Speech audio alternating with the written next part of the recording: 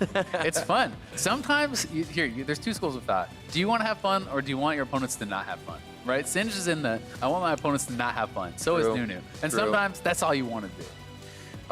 The guy who made Yorick back in the day, there, he played against the champion. He's like, why did I make this champion? Then he played the champion that was made, was his Like, oh, that's idea. why. And he was like, oh, this is why. He's annoying and he's awesome. Yeah, I get that school of thought. I definitely do, each of them.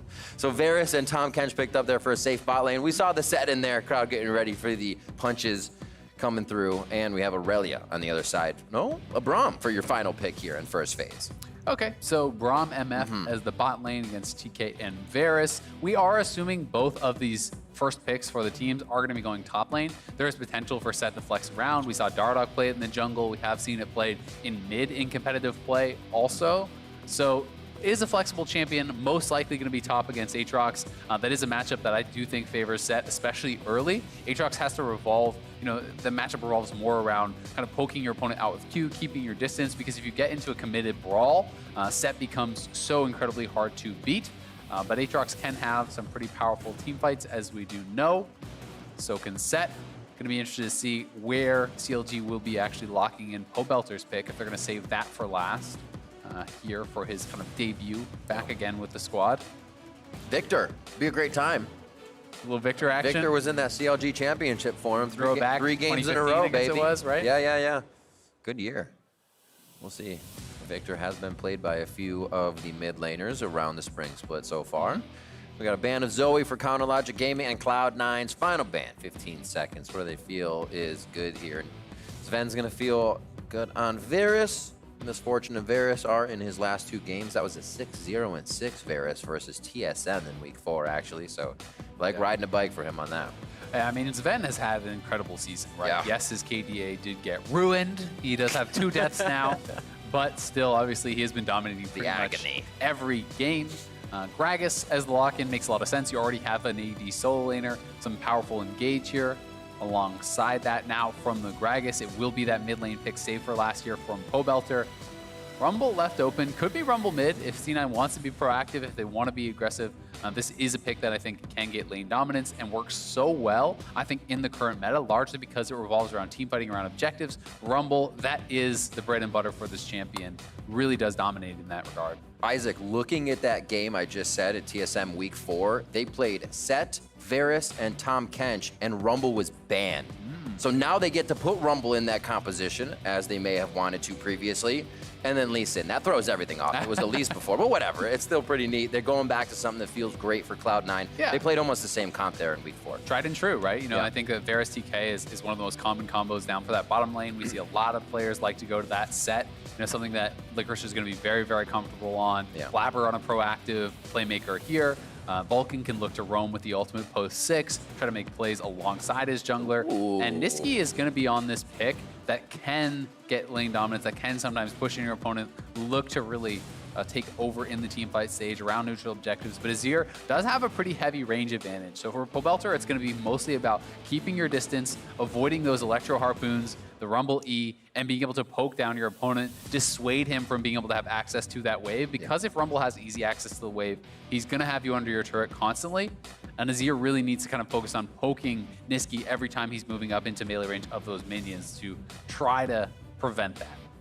This will be unique pick number 7 coming in on that Rumble for Niski. As we said, it was banned out a bit before, so we may have seen it if it was not banned out. I really like his play style. We're looking at player of the week here, so we'll see what he can put out and if he can really make impact plays with this. I like the kind of objective fight control that Cloud9 can have, but I do like what CLG has. Clear win conditions, make sure Azir can be in the fights once you get an engage in from Gragas, and let all hell break loose with the bullet time. Yeah, a lot of displacement on this team between Gragas as well as that Shurima shuffle from Azir being available. I do think that we see a very powerful team fighting squad here over on CLG. Likewise on Cloud9, their team fight is going to be pretty powerful. I do think that they're indexing more heavily towards the early stages of the game, with picks like this Rumble and Lee Sin and Set. These are champions that I think can look to scrap early, are very effective, at one item, and can really try to fight for those objectives. So I do think we're going to see 9 try to play for lane priority, look to go to dragons, look to stack dragons, stack Rift Heralds, as we see Jack in the crowd. His father there, I do believe. Pengu.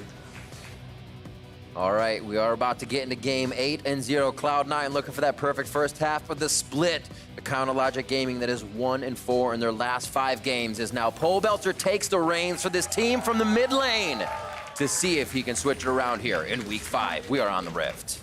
Predator Rumble, too. This is pretty spicy. I do like it. This is something I have seen actually, in Korean solo queue. It is coming up sometimes in pro as well. It is less about the lane, obviously. Right. It is much more about the roam, the playmaking. You try to shove in your lane and you pop Predator, you run down the river to bot lane, you run up the river to top lane, you try to make plays happen, and it really does allow you to kind of get around the map very, very consistently.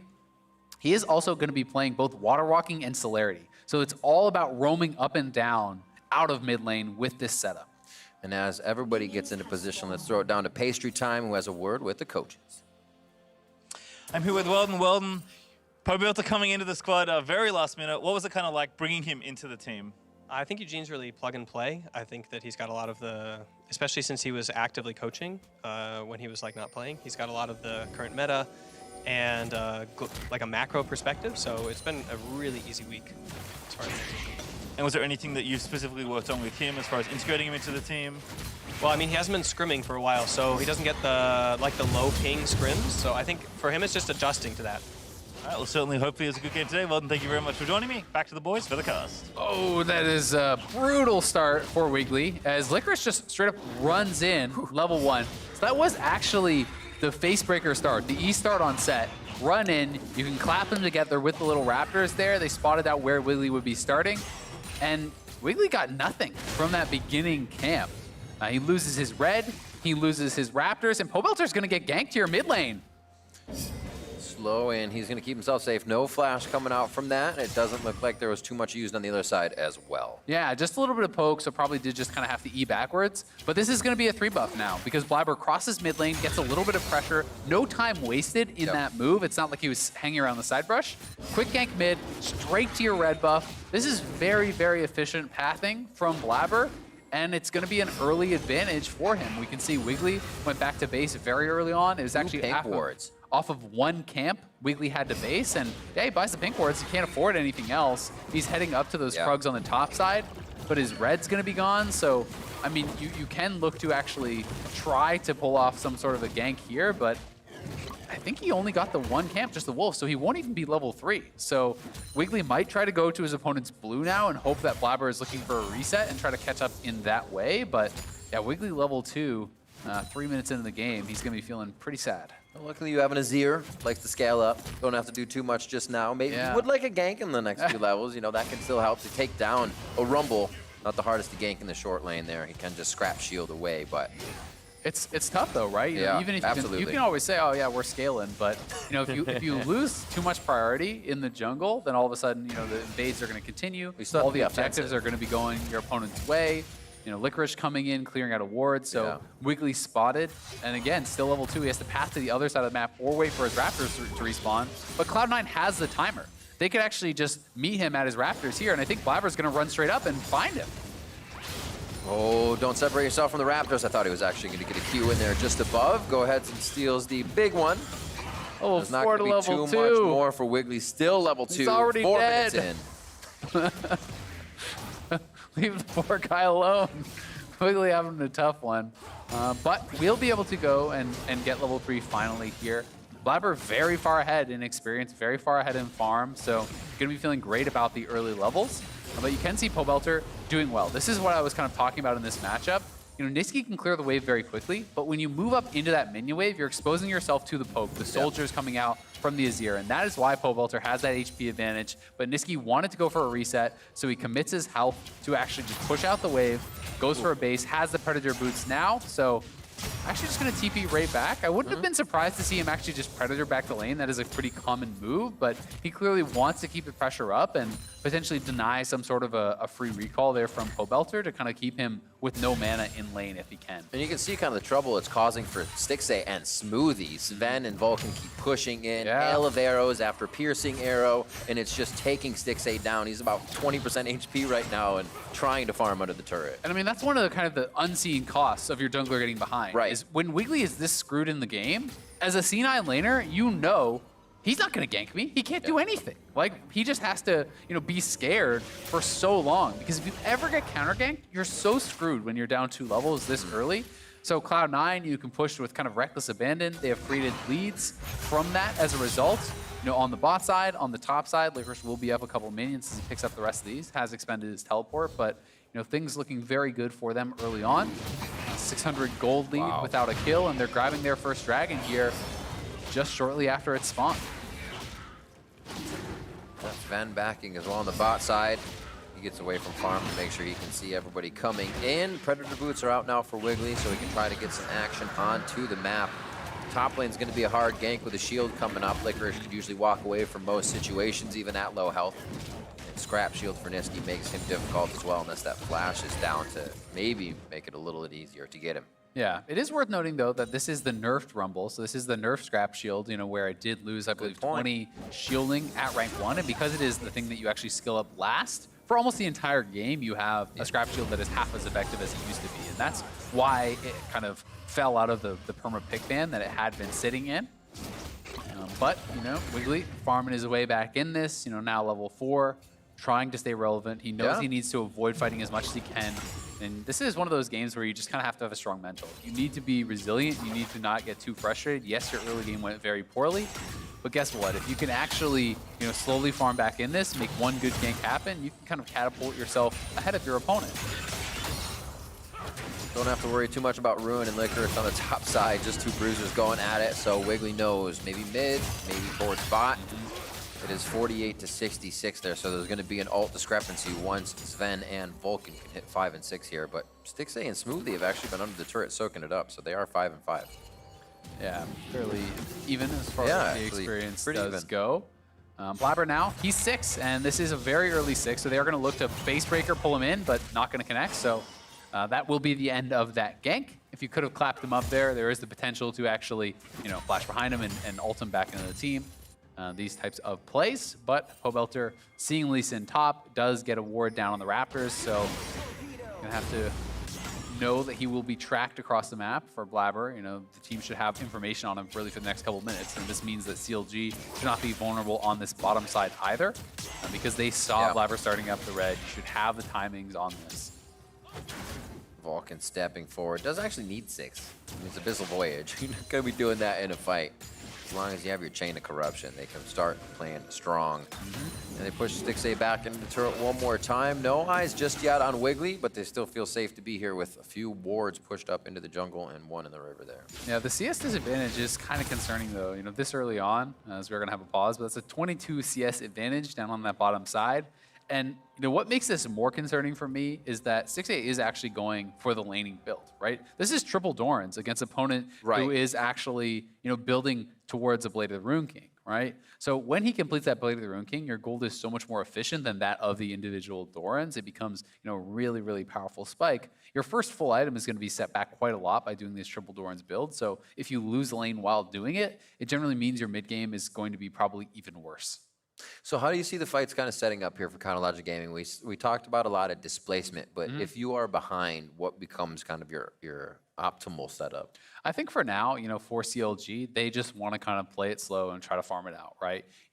There is an advantage, obviously, for Cloud9, but it's only 400 gold, and the longer you get into the game, the less that actually does matter. So if they can keep these lanes, fairly even from this point, yes, they are at a disadvantage, but if they can farm evenly from here, they're going to be pretty happy. As far as the actual playing out of the fights, it's largely dependent, I think, on Wiggly or Pobelter to find a fight. Most of the duty for engaging is going to go on Wiggly, and if he can ult someone in, that is going to be who they're going to look to burst down. Lock him up with the Braum, burst them down with the MF and the Azir, and it's going to be that kind of more engage and then kill whatever's in front of you type of play. All right, we are sending them back into game, so we're about to get back onto the Rift in just a second. And underway, stopwatches are soon to be up here in the next few minutes. So we can expect a couple plays happening as we are still waiting for now Infernal. So we'll get a Cloud or an Ocean again to be our soul. Yeah, so it could be the Ocean again, as you say, and that is always concerning if you are on the team getting snowballed. And they're looking for a potential 4-man play here. Nisqy is actually roaming down. That initial damage before Smoothie could get the shield up. absolutely meant he was going down in that situation. Stixxay uses Summoner Heal and Bullet Time in the same instance. Yeah, Smoothie going down there just gets absolutely erased. They didn't even need to actually wait for Niski. Pobelter was following on the roam, so it was actually the Predator coming out from Niski. He wanted to look for a potential 4-man play or just be there in case someone was there to support.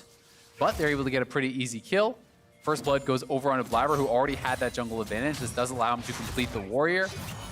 Is going to be feeling pretty good about his position in this game. Give the aggressive early jungler a reason to be more aggressive.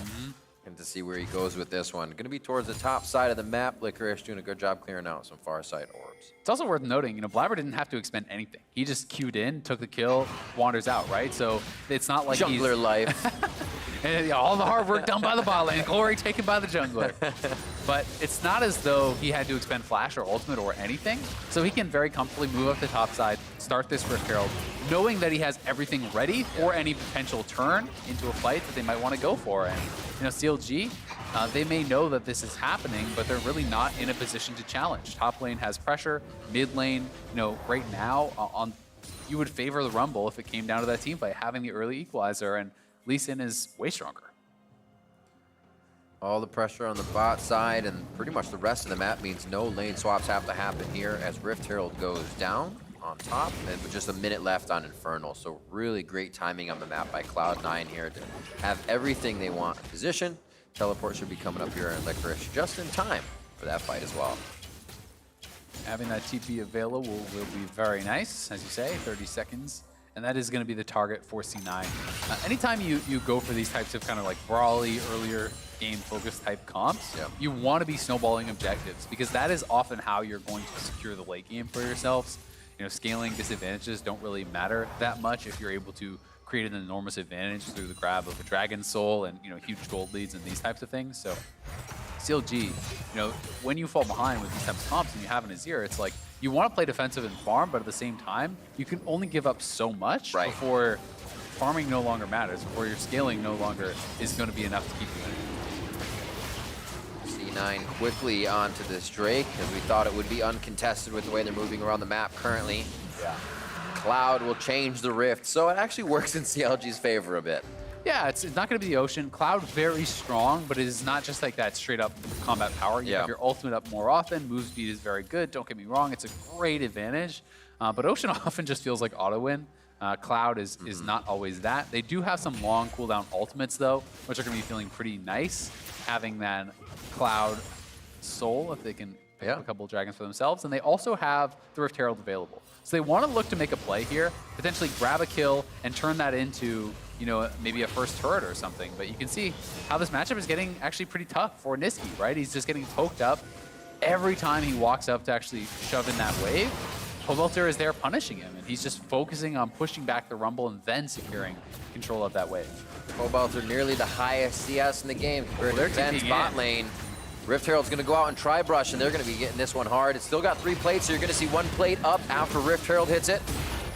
And they may be able to drop that turret down now as they start to pressure off Stixxay a little bit more with the rest of CLG. Don't have the minions to do it just yet, though. Yeah, could have been a lot worse for CLG. They will still lose first tower, but the Varus ultimate did whiff, so they weren't able to connect on someone with that. Stixxay gets out without even having to blow a summoner, and that is the teleport, that is the ultimate. That is a fairly expensive play to make, and Pobelter was able to push in waves, deny more experience, pick up some plates for himself. So good play from C9. But not all bad from CLG. It's not as though they just had their back broken here and the game is over. They are getting some more moderate advantages elsewhere, and mostly it feels like a lot of the pressure is going to be on Pobelter because he's the one doing the best on the team. He is the new member to the team. He's subbing back in, taking over for Crown, already doing pretty damn well. He's up well over 10 CS per minute, and he is going to have the ability to potentially carry on this champion. Something we've seen from Pobelter in the past as well. He has had phases of kind of like, where's Pobelter? What's he doing? Is he in mid lane? Is he just roaming? I feel like this is a chance for him to kind of step back up into that. I am an aggressive Pobelter. I have one of the biggest unique champion pools you'll see on the Rift, and he can really bring out a lot of diverse plays. Looks like it's almost on point for him here. Just has to have the good fight set up.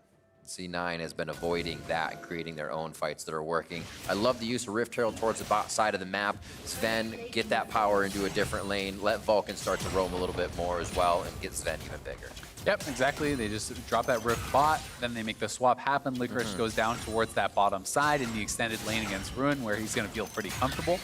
And they can continue trying to extend this bot lane advantage, right? Sven and Vulcan have been running the show down there, and you would expect them to be able to continually pressure. They make that rotation up top. They do get a quick plate, and it's a Blade of the Rune King already completed now, plus that Zerker Greaves. So this is kind of that point I was talking about, where you have that first major item, and the MF is pretty set back, both in farm, but also, you know, with this triple Doran's build. So if you're looking at combat potency right here, it's all about the Varus, and they're going to just rotate up towards this top side. Blabber actually just pushes out Pobelter, and they just make a 4-man move up top. Doesn't matter that the gank didn't happen. He's going in! Oh, the double kick. They're going to get Smoothie there. Stixay as well is starting to burn up a little bit, but he's able to fire back onto Blabber. Bullet time across Cloud9, but it's like hitting a brick wall for Stixay. Here comes the rest of the team. Both Belter trying to get in with the shuffle, just short on Blabber. But the play was there. Blabber was just able to see it ahead of time. Now Belter may go down under the turret. Licorice is going to have a 2v1 behind enemy lines as they get Pobelter down for kill number 1. Licorice is still in the fight by himself as the team starts to recoup. And they're going to get the top turret for themselves. Cloud9 standing tall in every fight that's brought to them. And it is plays like this that have made C9 special this split. The ability to blow open the game. It has felt like CLG is hanging on, hanging on, hanging on. They pressure mid lane. You know, they push out Pobelter, allowing Nisqy to make this early roam. And then this play is a thing of beauty from Blabber. Q's to the Braum, flashing behind the MF, avoiding the Braum ultimate, and kicking the MF back through the Braum. So setting themselves up very well. Nisqy can then flash in, finish off these kills, and then this quick ward hop. Pobelter looking for the Azir Sec there, flashing behind and knock back in Blabber and try to take down that kill. But Blabber just too quick with that ward hop, is able to avoid it. Licorice is zoning multiple members on the side, so they're able to have a 4v1 dive onto Pobelter. No chance for him to survive, and Ruin even has to flash out.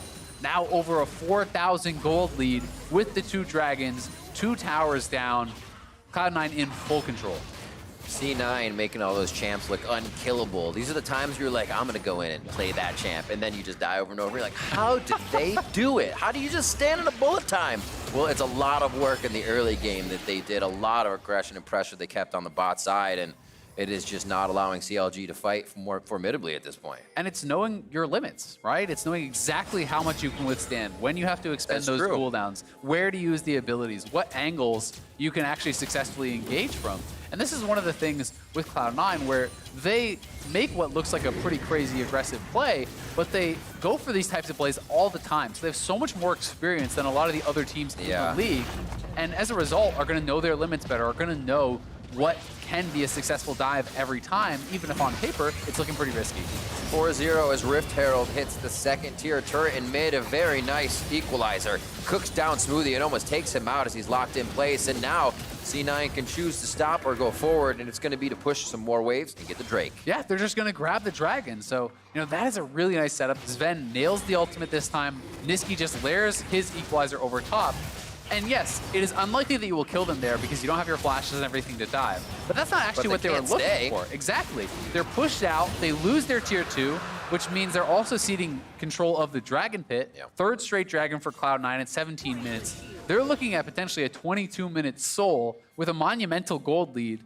And CLG, at this point, it's desperation time. It's time to start looking for plays. It's time to start looking for picks, because if you can't slow down the clock a little bit here, there's no chance you're really going to be in the game by the time Azir gets the items that he needs. You know, Azale, I am absolutely convinced that Cloud9 heard there was no longer a regional qualifier, so they had to just speed run the regular season and only take 1st place. Nothing else can do. We have no other way to get to Worlds now with regional qualifier out, so we'll just win. And it seems to be working out. Just win. It's a good strategy. It's a good mentality. Well, why not? Doing so good throughout each game and kind of diversifying the champions. They do it across well. And here, you said before, the fastest game time average that they're able to put out globally, and it looks like they may even put another tick down on that. Yeah, they're looking to be on pace to do that. You can see Sven is at a ridiculously strong point. This bot lane advantage is honestly pretty out of control. over 2,400 gold ahead of Stixay. Sven has an entire item above his opponent, sitting on that Rage Blade plus the Blade of the Rune King. If this guy gets any free time because he is so far ahead of the curve, people are going to be falling down very, very quickly. So you feel like you have to pick off Sven, right? You have to start a fight by killing him. But guess what? He has Vulcan standing behind him on Tom Kench, who acts as that defensive item, who acts as that shield for him. So it becomes incredibly difficult to really access that back line and punish Sven.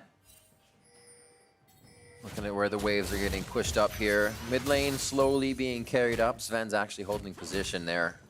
And we have Set on the bottom side. Licorice now going to bring this around. Pole Belter does not have TP, so he's trying to get top turret down, at least get a bit more global gold in the pocket of his team here for a few more finished items, as they're going to be forced to fight in front of their base. One of the kind of great spots for Azir to fight when you can get people in a choke point, but in your base means that's some serious times. You got to start playing strong. Yeah, pretty good wave clear still from CLG to thin out a lot of his wave, but C9 is not going to be dissuaded. They don't want to take just a trade, so it's actually the ult committed just to try to wave clear, because Pobelter was trading a tower, but he's not back here, so C9 says, what? Oh my God! Kick in! You gotta be kidding me, Blabber! He's gonna go down to the turret, he gets locked in place a little too close for the aggression. That's a great shuffle backward. Cloud9 may have bit off a little more than can chew. It did get Pobelter back in time for the fight, and now it's gonna be Cloud9 getting wiped out. They are still very far ahead in this game, but CLG can breathe a sigh of relief for another chance to fight again. CLG get the ace off that, but damn, Blabber. That kick was so nutty. I didn't even know those dots could be connected. That was ridiculous. We gotta watch that again. CLG are back in it, but that kick from Blabber was something else. Mom, get the camera, because Blabber is here. Watch this. Q to Smoothie, ward hop beside Stixay, kick flash onto him, all in the blink of an eye. But Stixay able to close the gap, and honestly, Licorice dunking him away from the team, a little bit of a misplay there. Licorice probably should have tried to flash behind and then ult him back in. Right. Licorice actually creating distance for Stixay away from his team, wasn't able to finish him off himself. So C9 do overstep, Pobelter gets back to base, and they are able to make it happen. CLG fighting back in this game, but they did lose that inhibitor tower, and it is Dragon Soul available for C9 in about a minute. You know what's funny, Azale? I was just about to say that. Before that fight, Cloud9's taking down their near second inhibitor turret as they fought a bit on the first one. It was 4-0. C9's avoiding fights. They're doing it so well. They're able to get... Oh, there goes Blabber. Really?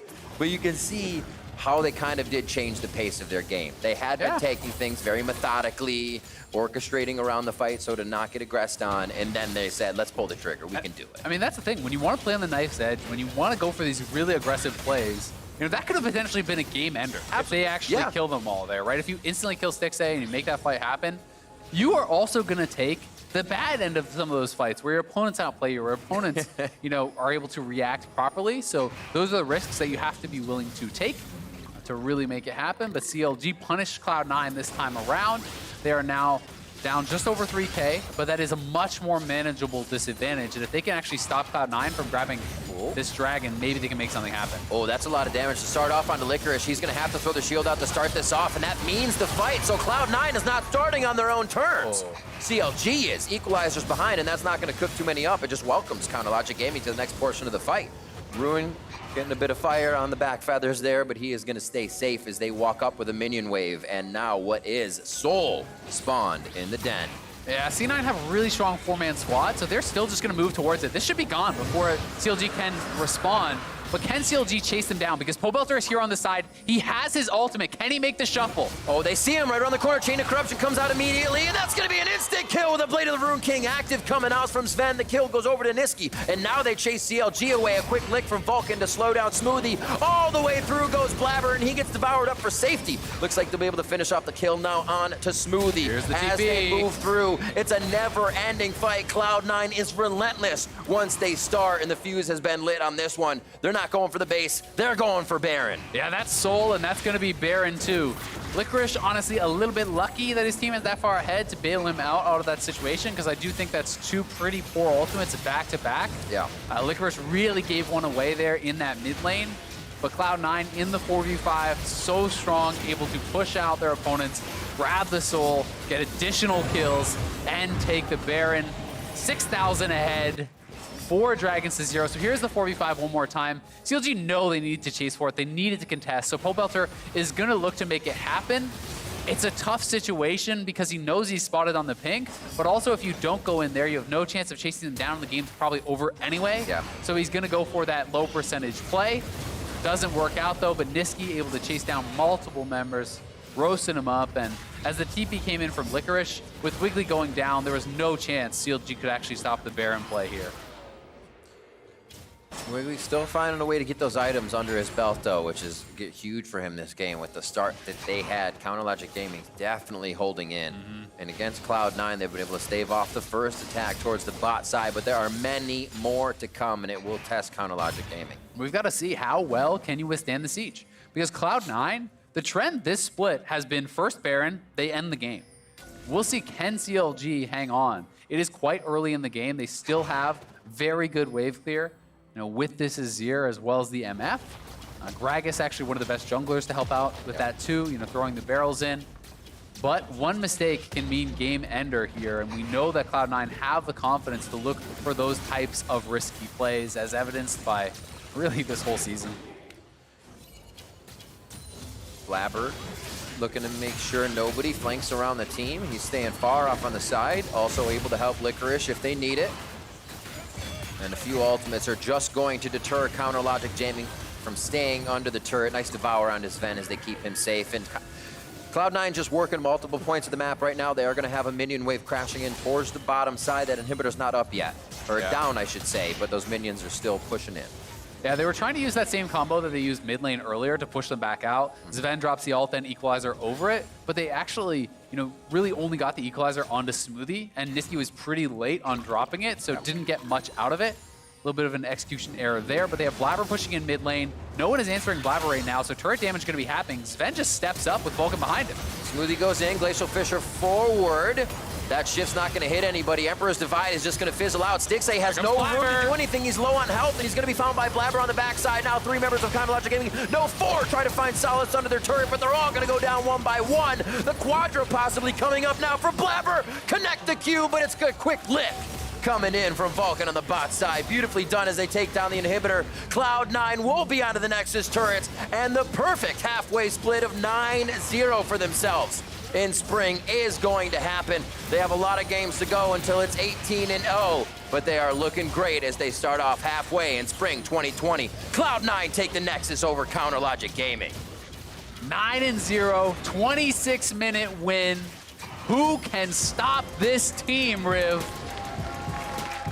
They are looking damn good.